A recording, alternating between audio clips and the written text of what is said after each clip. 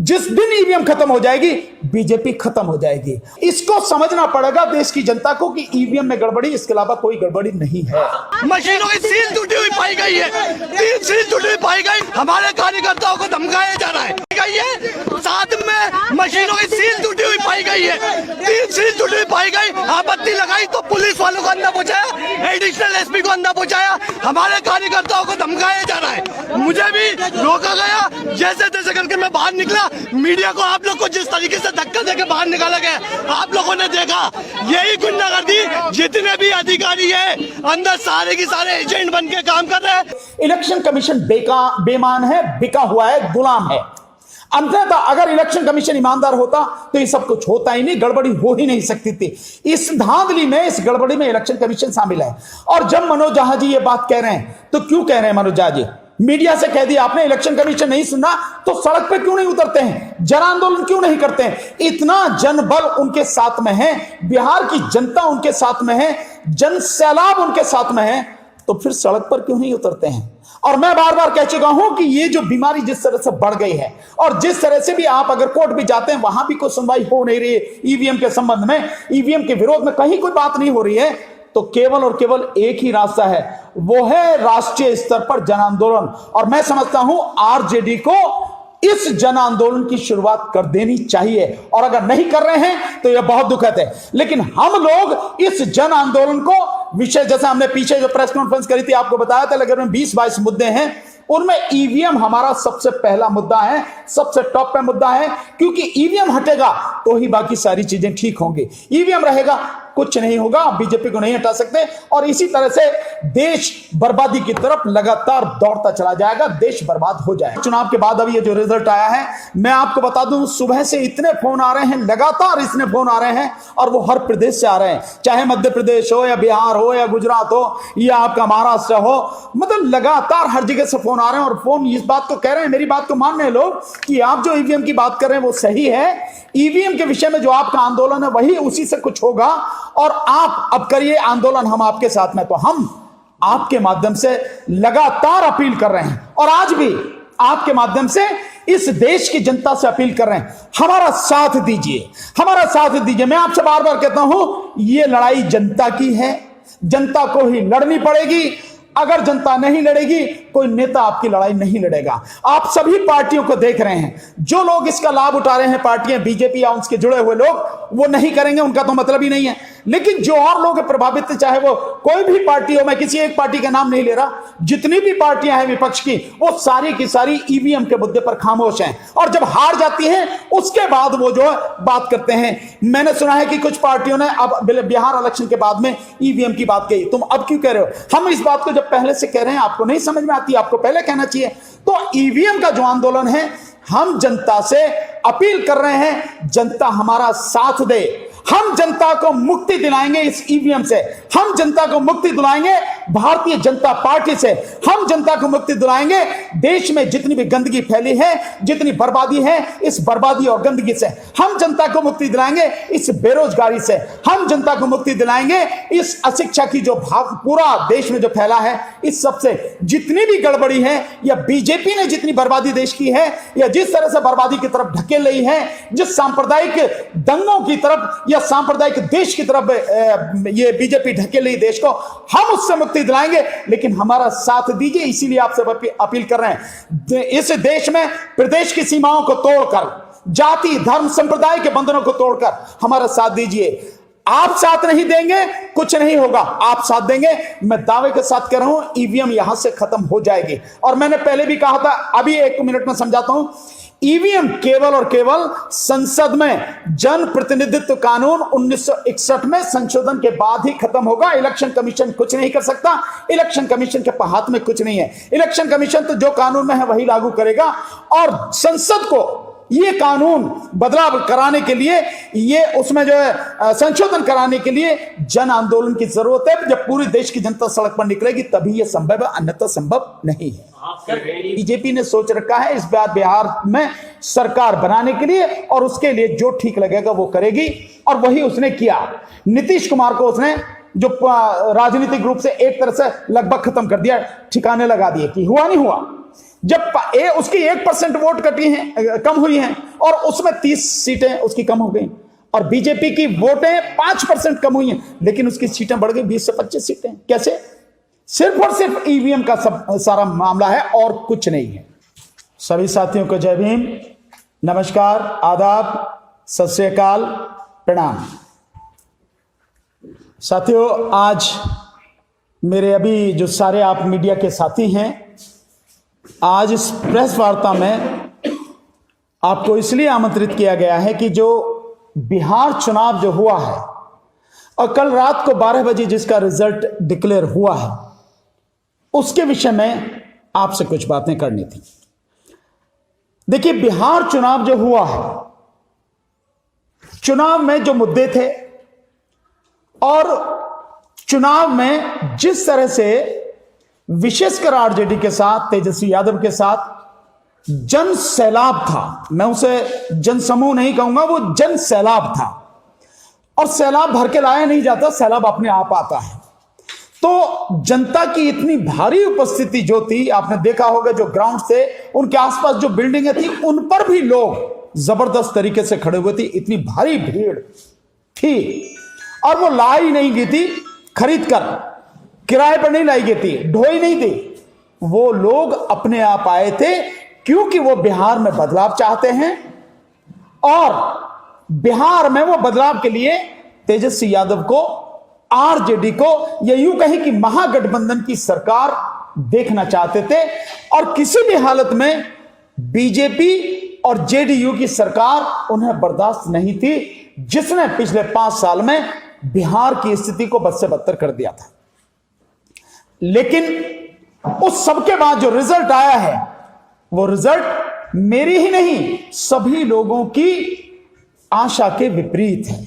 यानी जो जमीन पर दिख रहा था, जो जनसैलाब, जो जनसमूहता, वो जनमत जो था, जो बदलाव की एक लहर थी, उसका पता ही नहीं लगा कहां गई। क्या ये अपने आप हो गया है? क्या वाकई में कोई साइलेंट अंडर करंट चल रहा था? नहीं, किसी कीमत पर नहीं, ऐसा बिल्कुल नहीं था। कोई अंडर करंट बीजेपी के या जेडीयू के पक्ष में नहीं था, नीतीश कुमार के पक्ष में नहीं था। बिल्कुल साफ था, शीशे की तरह साफ था कि बीजेपी और जेडीयू की जो सरकार है, इनका जो गठबंधन है एनडीए, उसको पूरी तरह से सत्ता से बाहर करने के लिए जो बिहार की जनता है उसने मन बना लिया था।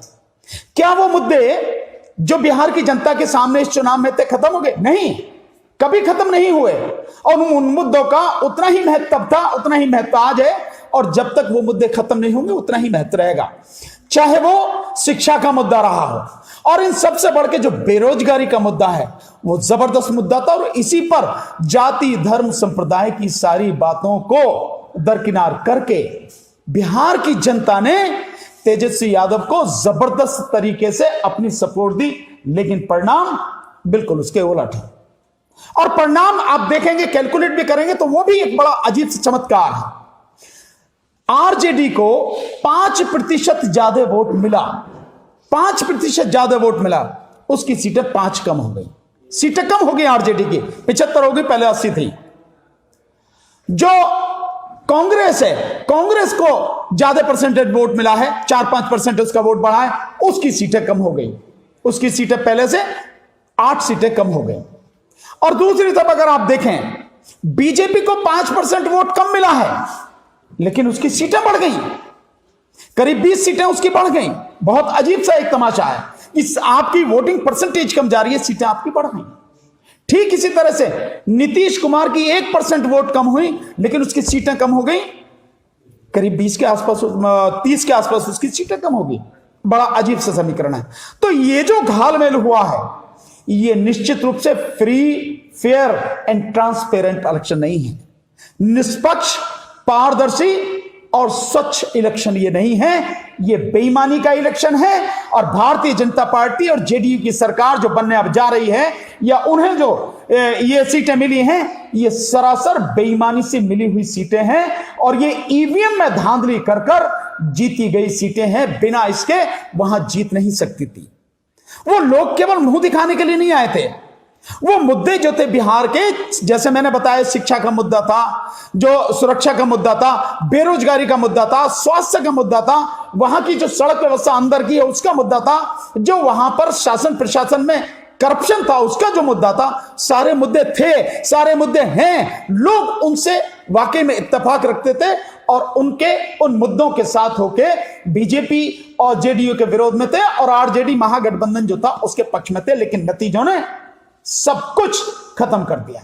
इसलिए ये जो चुनाव जीता गया है केवल और केवल ईवीएम में बेईमानी करके, ईवीएम में धांधली करके जीता गया। और ये बात मैंने अब नहीं, हम लोगों ने बहुत पहले ये बात कही, लगातार हम ये बात कहते रहे हैं कि ईवीएम जब तक है बीजेपी को आप नहीं हरा सकते, और जिस दिन ईवीएम हट जाएगी उस दिन बीजेपी किसी भी कीमत पर जीत नहीं सकती, औंधे मुंह गिरेगी और बीजेपी का पूरी तरह से देश में सफाया हो जाएगा। न केवल राज्यों में बल्कि केंद्र में भी बीजेपी और उसका गठबंधन 100 सीटें हासिल नहीं कर सकते। मुझे आप बताएं, खुद प्रधानमंत्री जी की जो मीटिंग हुई है बिहार में, पटना में हो या कहीं भी हो, उनकी मीटिंग में सारी कुर्सियां खाली पड़ी। पीछे आपने देखा लगातार पूरी कुर्सियां खाली पड़ी।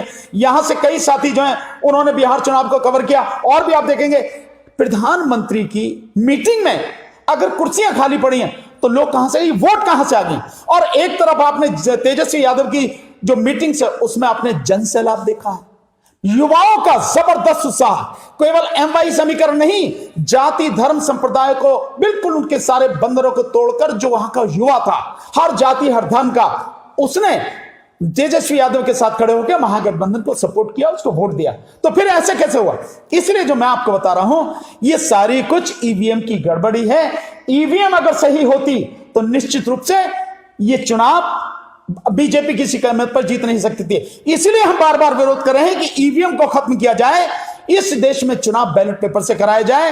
पीपल्स रिप्रेजेंटेशन ने 1961 में संशोधन करके, जन प्रतिनिधित्व कानून 1961 में संशोधन करके ईवीएम को हटाया जाए और बैलेट पेपर को उसमें इंक्लूड करके बैलेट पेपर से चुनाव कराया जाए। के लिए जो पिछले 5 साल से हमारी पार्टी जो बोलती आ रही है, हम उसी स्टैंड पे कायम हैं और आगे भी कायम रहेंगे। हम जो है, अभी देखिए अब क्या कुछ बचा नहीं है।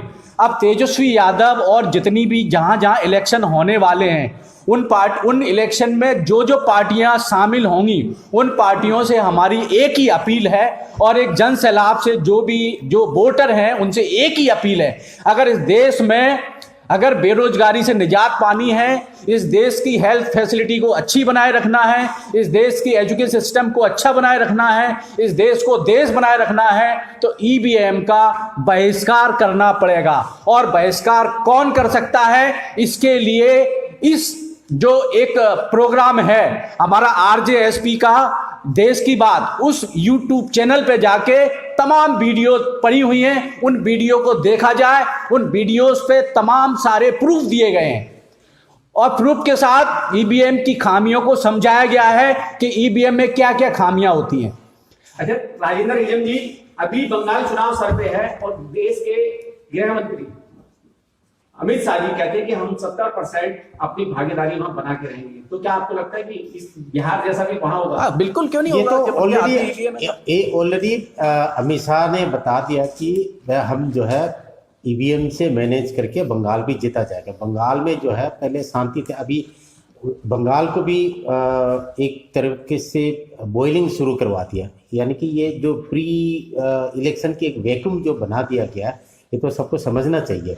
इसलिए हम अपील कर रहे हैं, बंगाल के चुनाव आने से पहले अगर हो सके तो जन आंदोलन हम 26 नवंबर 2020 को जंतर मंतर में सबको आमंत्रित करते हैं। आप मीडिया वाले से भी अपील है, भारत की जनता से अपील है, आइए साथ दीजिए। ये आपका लड़ाई है, आपका हक है, ये हमारा कोई निजी लड़ाई नहीं है। इसलिए 26 नवंबर 2020 को जंतर मंतर में 2 से 5 के बीच में पहुंचिए, सरकार तक आवाज पहुंचाए। देखिए, जो बंगाल में चुनाव आने वाला है अगले साल 2021 में, बंगाल और असम में, अगर यहां की जनता और पूरे देश की जनता खड़ी नहीं होती है तो जो परिणाम आपने आज बिहार में देखे हैं, यही परिणाम आने वाले समय में बंगाल में और असम में भी आपको दिखाई देंगे। इसीलिए सब लोगों से अपील है, इस राष्ट्रव्यापी ईवीएम के खिलाफ जन आंदोलन में हमारा साथ दें, जिसके लिए अभी हमारे जो राष्ट्रीय महासचिव हैं हिजम राजेंद्र सिंघा साहब ने जो बताया कि 26 नवंबर को हम लोग इस आंदोलन की शुरुआत कर रहे हैं।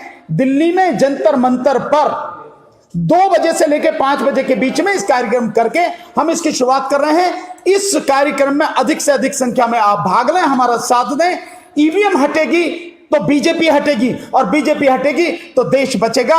अब इसके अलावा कुछ बचा नहीं है। ये भारत की आजादी की दूसरी लड़ाई है, हमारा साथ दें। एक क्वेश्चन का जवाब दूं। इन्होंने जो पूछा कि उन्होंने मनु मीडिया ने इलेक्शन के रिजल्ट को आउट होने से पहले एक भ्रम फैलाया गया। देखिए, बहुत सारे लोग इस चीज को नहीं समझ पाते हैं। मनु मीडिया ने भ्रम फैलाया गया कि जरूरी नहीं है कि तेजस्वी यादव के प्रोग्राम में जितनी भीड़ आ रही है वो कैश कन्वर्ट होगी, वोट में कन्वर्ट होगी। ये भ्रम पहले ही फैलाया गया, जिससे आने वाले रिजल्ट के बाद लोगों का माइंड डाइवर्ट हो सके कि ये वोट में कन्वर्ट नहीं हुआ। एक्चुअल में सच्चाई ये है कि वो वोट में कन्वर्ट हुआ और ईवीएम पे कोई चीज दोषी ना बने, इसके लिए उन्होंने ये भ्रम फैलाया गया और ईवीएम का इस्तेमाल। हाँ, नहीं, ये डबल पॉलिसी है। ये मनु मीडिया की डबल पॉलिसी है। ये मनु मीडिया की, देखिए आप एक तरफ तो वहां दिखा रहे हैं, इवन जो वहां पे जो डिस्प्ले हो रहा था वो भी मिसमैच कर रहा था।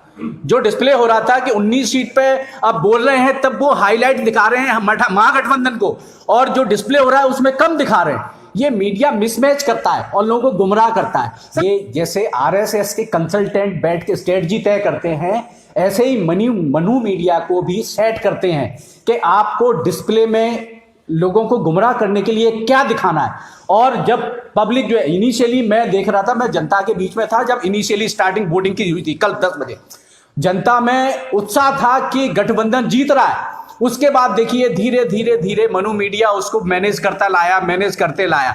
इसमें एक और स्ट्रेटजी देखी, अभी तक जितना भी अमित शाह जिसको चाणक्य कहते हैं, उसने अभी तक जितने भी प्रोग्राम किए उनमें विधायक को खरीदने की कोशिश की है। अब उन्होंने देखा, देखिए विधायक खरीदने में बहुत सारी बीजेपी की हायर क्रिकेट होती है और बेइज्जती होती है। अब उन्होंने इस स्ट्रेटजी को इस लेवल पे लाके खड़ा कर दिया है कि हम 2, 4, 5 सीट जितना हमारा टारगेट है उससे आगे रखते हैं, जिससे ये वाली प्रॉब्लम भी हमारी सॉल्व हो जाए। तो ये मीडिया जो है, मनु मीडिया जनता को मिसगाइड करते रहता है, इसके अलावा और इसका कोई काम नहीं। देखिए, पप्पू यादव जी या कुशवाहा साहब वो अपने लिए लड़ रहे थे, उनका इनके हराने में कोई किसी भी तरह का योगदान नहीं है। जो योगदान है किसी भी तरह का, वहां आपको मैं बार बार जो कह रहा हूं, इनमें से कोई भी हो, सबके बावजूद देखिए, हमने जनता के बीच में जाके देखा बिहार में, वहां जनता का मन केवल एक जाति धर्म की बात नहीं मैं कर रहा, किसी भी जाति का व्यक्ति हो, किसी भी संप्रदाय का व्यक्ति हो, उन्होंने ये तय कर रखा था कि साहब चाहे प्रचार कुछ भी हो, कैसे भी कुछ करें, लेकिन वोट केवल और केवल महागठबंधन को, आरजेडी वाला जो है उसको जाएंगे, तेजस्वी यादव को जाएंगे। ये मैंने खुद देखा है और आप भी शायद बिहार होके आए होंगे। आप देखें, अरुण जी जो है बिहार होके आए हैं, इन्होंने खुद रिकॉर्डिंग की है। प्रधानमंत्री की जो पटना की रैली है वो इन्होंने खुद रिकॉर्ड की है, जिसमें सब दिख रहा है साहब की पूरी सीटें खाली पड़ी हैं। लगातार जब से बिहार का चुनाव शुरू हुआ और अंत होने तक ये वहां पर रहे। तो ऐसा नहीं है, ये सब कुछ जो हुआ है ये ईवीएम की मैनेजमेंट है क्या कि ये सरकार कैसे ईवीएम की बेईमानी को आप कैसे जो बचा के रखेंगे। ये तभी संभव है जब लोगों के मन में आप ये भ्रम फैला दें कि यार अगर ये लोग साथ में होते, इनकी स्ट्रेटेजी साथ में होती तो ये जीत जाते हैं, बहुत कम मार्जिन, कहीं रखा कहीं कुछ रखा। ये सब सिर्फ ईवीएम को बचाने के धंधे हैं और कुछ नहीं है। जब लहर इतनी जबरदस्त है, जनता इतनी ना समझ नहीं है, जो लोग समझ रहे हैं, जनता समझती है उसका भला क्या है। इसीलिए जनता ने बड़ा जबरदस्त मूड बनाया हुआ था तेजस्वी यादव के आरजेडी गठबंधन को जबरदस्त तरीके से जिताने के लिए। पर इन्होंने जो सारी चीजें की, ये प्लानिंग आज की नहीं, ये प्लानिंग पहले से इनकी चलती रही। ये एक एक चीज करके, एक एक बात करके उसी तरह से भ्रम फैलाते रहे। अगर आप इसका एक उदाहरण देखें कि पहले चुनाव के बाद जो वो मसला आया पुलवामा का मसला क्यों लाएगा? ये सिर्फ इसलिए लाएगा, उन्हें मालूम है कि पुलवामा से वोट नहीं मिलेंगे, लेकिन इसलिए कि जब हम जीतेंगे ईवीएम के माध्यम से तो कह सकेंगे वो राष्ट्रभक्ति की वजह से लोगों का रुख जो है इस तरफ मुड़ गया। तो पहले चुनाव के बाद दूसरे चुनाव में ये सारे और वो हिंदू वाली विशेषकर जो थर्ड फेज में हो इसलिए मुड़ गया। और इसीलिए पश्चिम बंगाल में जाके जब यहां जो चुनाव होना है थर्ड फेज का, तो अमित शाह पश्चिम बंगाल में जाके वही हिंदूवादी जो वो करते हैं वो सब करने लगे और वही सीए एनआरसी का मुद्दा उठाने लगे। जो योगी आदित्यनाथ हैं उत्तर प्रदेश के चीफ मिनिस्टर, इन्होंने भी वहां सीमांचल के इलाके में ये बात, तो ये सब कुछ ईवीएम पे किसी तरह से उंगली न उठ जाए उसको बचाने के लिए सारा जो है खेल किया गया है। जिस दिन ईवीएम खत्म हो जाएगी, मैं आपको बार बार कह रहा हूं, जिस दिन ईवीएम खत्म हो जाएगी बीजेपी खत्म हो जाएगी। और किसी तरह से इस पे उंगली न उठे, किसी तरह से ईवीएम जो है किसी चक्कर में ना आए, तो उसलिए सारी चीजें करी जाती हैं। बीजेपी का जो थिंक टैंक है, मैं निश्चित रूप से उसकी दाद देना चाहूंगा। जिस रणनीति के साथ वो चलते हैं और जितनी अपनी बेईमानी को बचाने के लिए वो पूरी योजना बनाते हैं, वो वाकई जबरदस्त है। हमें उसको समझना पड़ेगा। सर एक सवाल ये है, जिस तरह से देखा गया कल 119 सीटों पर महागठबंधन को विजय दिखाया गया था, जो इलेक्शन कमीशन की जो वेबसाइट है उसको लेकर जो आरजेडी ने आरोप लगा, आरजेडी ने आरोप इलेक्शन कमीशन पर लगा, ना कि ईवीएम पर। तो सवाल यह है, जब दोबारा काउंटिंग की गई तो कुछ सीटों पर जो है बीजेपी जीत गई, अगर ईवीएम में दोबारा काउंटिंग से कैसे जीत सकता है? अगर बैलेट पेपर का मामला है तो उसमें माना जा सकता है भाई कुछ वोटें खराब हो सकती है। एग्जैक्टली। तो ईवीएम में कैसे हो सकता है कि दोबारा गिनती करने के बाद दूसरी पार्टी जीत जाए? मैं तो सिंपल कहता हूं, अगर ईवीएम में आपने 100 वोट डाली हैं तो ना तो उसमें 99 निकल सकती, ना 101 निकल सकती, 100 ही निकलेंगे। रिकाउंटिंग एक बार नहीं, आप 100 बार करा लीजिए, वो ही निकलेंगे। और अगर ये सब गड़बड़ी हो रही है तो साफ जाहिर है कि ईवीएम में गड़बड़ी। तो मैं इसको क्यों मना कर रहा हूं? नहीं है इससे बड़ी और क्या होगी कि एक बार आप 119 में दिखा रहे हो आप, और उसके बाद दोबारा हुई तो दूसरी पार्टी जीत गया। और दूसरी पार्टी कौन सी है? बीजेपी है, और तो कोई है नहीं। और आपने एक चीज देखी होगी कि ईवीएम मशीन का जब भी बटन दबाया जाता, आपने कहीं सुना है कि ईवीएम मशीन में बटन दबाया तो वोट कांग्रेस को चली गई, आरजेडी को चली गई? जब भी बटन दबाएंगे बीजेपी को जाने की बात क्यों होती है कि एक बटन दबा रहे हैं तो 5 वोट बीजेपी को जा रही हैं? ये सारे वीडियो हुए ना, चले ना, सारा सब कुछ लोगों ने पूरी एविडेंस देखी ना। सर जो 5 वोटों वाला जो मामला है उसको लेकर बड़ा कंफ्यूजन है। अगर 1 वोट डालेंगे 5 बीजेपी को जाएगी तो टोटल नंबर ऑफ वोट्स बढ़ जाएगी, तो पॉसिबल नहीं है। नहीं, मैं तो इस बात को नहीं जानता कि पॉसिबल है नहीं है। मैं सिर्फ इस बात को कह रहा हूं कि जब भी जिस दिन से ये ईवीएम है और बीजेपी इस सब का खेल कर रही है, आपने कभी देखा है कि बीजेपी जो ईवीएम मशीन का बटन दबाया जाए और बटन दबने के बाद में वोट बीजेपी के अलावा किसी को चली जाए? कहीं नहीं जाती ना। वोट जब भी बटन दबाओगे तो बीजेपी को ही जाती है। ये क्यों है? इसका मतलब साफ है कि कहीं ना कहीं ये गड़बड़ी है, और ये गड़बड़ी निश्चित रूप से है, ईवीएम में गड़बड़ी है।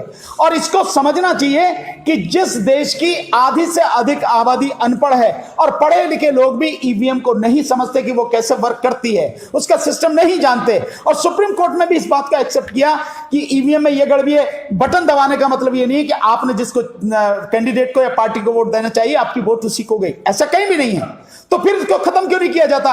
अफसोस ये है कि उसके साथ में वीवीपैट जोड़ दी गई। वीवीपैट में भी बेईमानी होती है कि दिखता कुछ है और निकलता कुछ है। और हमने कई बार जंतर मंतर पर हमने कई बार अलग अलग साथियों के माध्यम से ये डेमोन्स्ट्रेशन करके दिखाया है। वीवीपैट का डेमोन्स्ट्रेशन करके दिखाया, ईवीएम का हमने डेमोन्स्ट्रेशन करके दिखाया कि इसमें गड़बड़ी होती है। उस सब के बावजूद भी सर प्रधानमंत्री मोदी जी ने पहले जीत की बधाई दे दी थी, क्या वजह है? नहीं, उन्हें मालूम था भाई, वो तो कभी भी दे दें। उन्हें मालूम था कि बिहार में उनकी सरकार बनने जा रही है जब सब कुछ अपने हाथ में है, जितनी वोट लेनी है, जितनी सीट लेनी है, जिस तरह से जीतना है, तो उसे पहले ही बताने में क्या दिक्कत है? तो उन्होंने पहले बताया, जिस तरह से लोकसभा चुनाव में बताया गया कि 300 से ज्यादा सीट आएंगी और जो एनडीए है उसकी 350 से ज्यादा वोट आएंगे, वही आया आंकड़ा सारा सब कुछ। ये यही है, इसको समझना पड़ेगा देश की जनता को कि ईवीएम में गड़बड़ी, इसके अलावा कोई गड़बड़ी नहीं है। डॉक्टर साहब एक सवाल है मेरा आपसे, विपक्ष कुछ नहीं कह रहा ईवीएम के बारे में, क्या विपक्ष इसका क्या उसका बीजेपी का साथ दे रहा है? इसका हम हो सकता है एक अगले प्रोग्राम में खुलासा करें। अभी मैं एक शॉर्ट में बता देता हूं। 2019 में जो इलेक्शन हुआ था, लोकसभा का इलेक्शन हुआ था, तो क्विंट ने सिर्फ 7 सीट के लिए स्पेसिफाई 7 सीट के लिए क्लियरेशन मांगा था कि सर हम इसको जांच का, हमको इसका एक परमिशन दे दीजिए।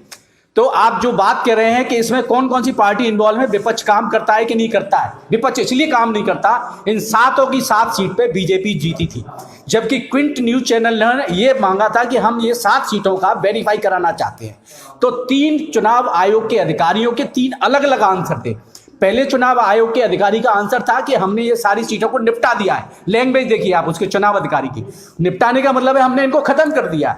दूसरे चुनाव अधिकारी ने बोला गया कि हमने इनको डिस्ट्रिक्ट के वेयर हाउस में बंद कर दिया गया है। तीसरे चुनाव अधिकारी के आयोग के अधिकारी ने बोला गया कि ये कोर्ट में केस है, इसलिए हम इसको वेरीफाई नहीं करवा सकते। आप इससे ये साबित, ये सारी चीजें पब्लिक डोमेन में होने के बावजूद भी कांग्रेस और आम आदमी पार्टी को ये चीज पता है कि ये सारी चीजें हो रही हैं, उसके बाद भी विपक्ष का रोल अदा नहीं कर रहे हो।